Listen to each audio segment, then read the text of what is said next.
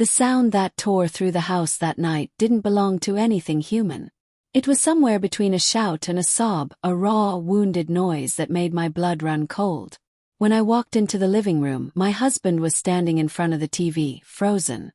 The screen was paused on an image that turned my stomach to ice. My face, half lit by the glow of an old camera. Eyes closed, body tangled with someone I hadn't seen in years. He didn't look at me. Not at first.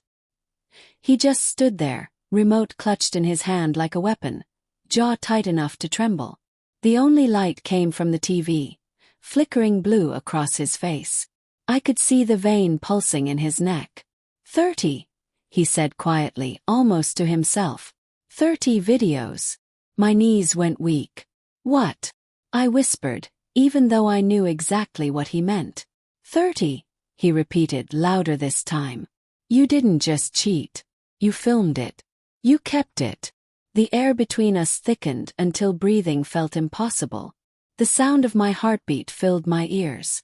I wanted to say something, anything, but every word I thought of sounded too small, too late, too pathetic. It was before us, I managed finally. My voice cracked halfway through. His laugh was sharp and humorless. Don't lie to me. You're wearing your wedding ring in half of them. The world seemed to tilt. He wasn't wrong. I remembered those nights too well. The rush, the thrill, the danger of doing something I told myself I'd never do again. My ex had reached out during one of the worst fights my husband and I ever had. I was angry, lonely, and stupid enough to believe that one mistake could make me feel powerful again. But 30 times. Whoa.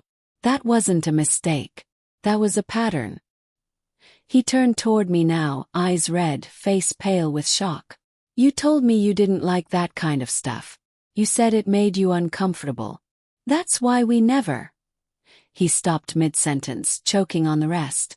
I closed my eyes, but the image on the screen burned behind my eyelids.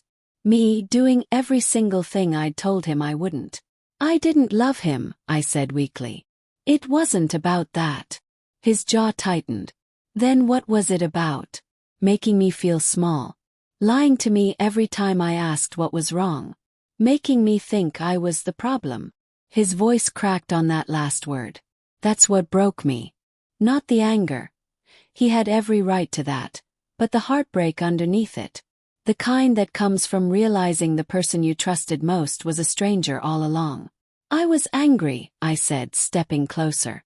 I felt invisible. You'd stopped touching me, stopped looking at me like you used to. He stepped back, eyes narrowing. So you punished me by recording yourself with him?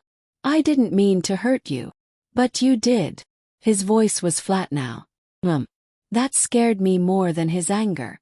He turned back toward the TV and pressed play. The room filled with the sound of my voice. Breathy, laughing, unrecognizable to my own ears.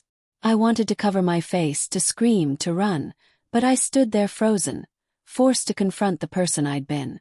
He let it play for a few seconds before stopping it again. You denied me every single thing you gave him, he said quietly. And now I know why. You didn't want to share something you'd already given away. Tears burned my eyes. It wasn't like that. Then tell me what it was like, he said, voice trembling. Because from where I'm standing, it looks like you were saving your love for everyone but your husband. Had no answer. Only silence and regret. He walked past me toward the stairs, but before he disappeared, he stopped and turned. You know what hurts the most? He asked softly. You didn't even think I'd find out. You were ready to live with it. To keep lying. His footsteps creaked on the steps as he left, each one louder than the last until the sound faded completely. I sat on the couch, staring at the paused image on the TV. My hands shook as I tried to turn it off, but I couldn't make myself do it. That frozen frame, the proof of my betrayal, felt like punishment I deserved. For days we didn't speak. He slept in the guest room. I heard him moving around at night, packing boxes, typing on his laptop. The quiet was unbearable. Every small sound, the creak of the floor, the closing of a door, felt like a countdown to the end of everything. When he finally spoke again, it was over breakfast. He didn't sit down. He just stood at the counter, coffee in hand, voice calm in a way that frightened me more than shouting ever could. "I'm leaving," he said. "You don't need to explain anything else. You already said everything you needed to on those tapes." My throat tightened. "Please don't go. Can fix this. I'll delete everything." He set his cup down sharply. "It's not about the videos, and you know it. It's about trust. About respect. You looked me in the eye every day and made me believe I wasn't enough." He grabbed his bag and walked to the door. My voice cracked when I called after him. "I never stopped loving you." He paused for a moment, hand on the doorknob. "If that's true," he said quietly, "then why did you give the worst parts of yourself to someone else?" The door closed with a soft click. For a long time I just stood there, surrounded by the emptiness he left behind. His toothbrush still in the bathroom, his jacket on the chair, his scent lingering faintly in the air. Every little reminder felt like a blade twisting deeper.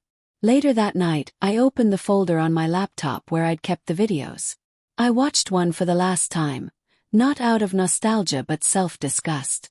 I didn't recognize the woman on the screen. She looked free, wild, but there was something hollow behind her smile. I deleted every file, every trace of that secret life. But it didn't bring peace. It didn't undo the look in his eyes when he said goodbye. Weeks passed. Friends called, curious, whispering about rumors they'd heard. I told them we were taking time apart. The truth was simpler.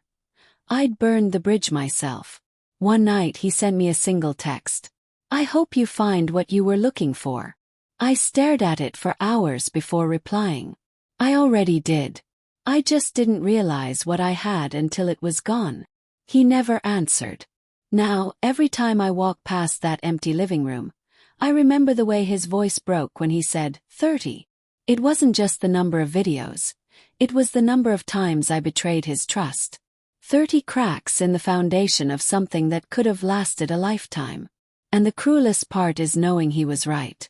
He never deserved what I did to him. But I deserved every second of losing him.